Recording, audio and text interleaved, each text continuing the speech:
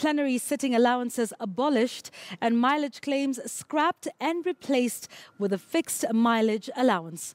The new structure will save the country 8 billion shillings annually.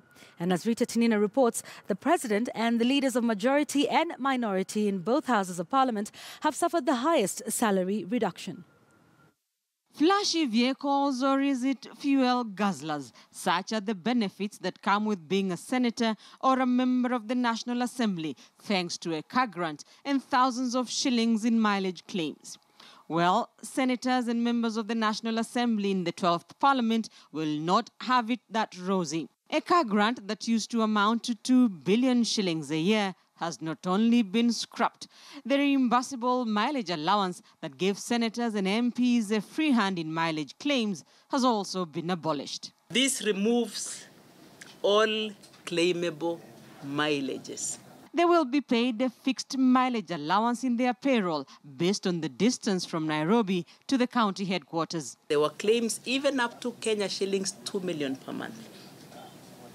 And this in itself takes care of any of those abuses. In both houses, committee chairpersons usually receive 10,000 shillings and members get 5,000 shillings per sitting and have been at liberty to hold as many sittings as they deem necessary. Now, they will only be paid for a maximum of 16 sittings per month, with chairpersons receiving 8,000 shillings per sitting. Meaning, chairpersons of committees will get a maximum of 128,000 shillings and members 80,000 shillings per month in sitting allowances. The special parliamentary allowance, special responsibility allowance and sitting allowance for the plenary have been abolished.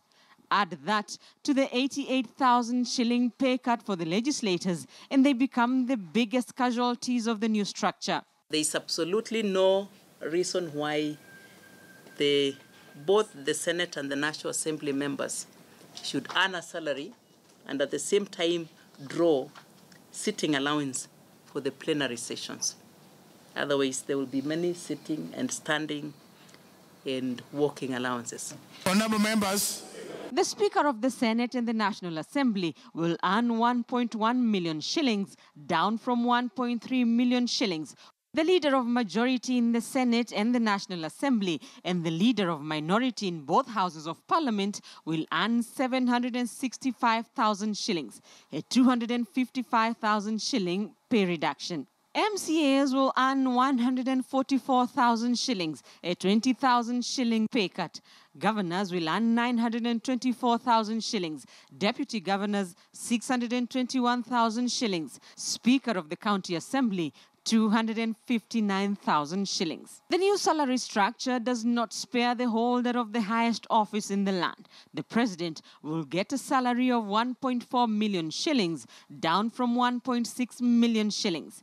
The Deputy President, 1.2 million from 1.4 million shillings. Cabinet Secretaries, Secretary to the Cabinet, Attorney General and the Chief of Defence Forces will earn 924,000 shillings. The commander of the Kenya Air Force, the Kenya Navy and the Deputy Inspector General of Police will get 621,000 shillings.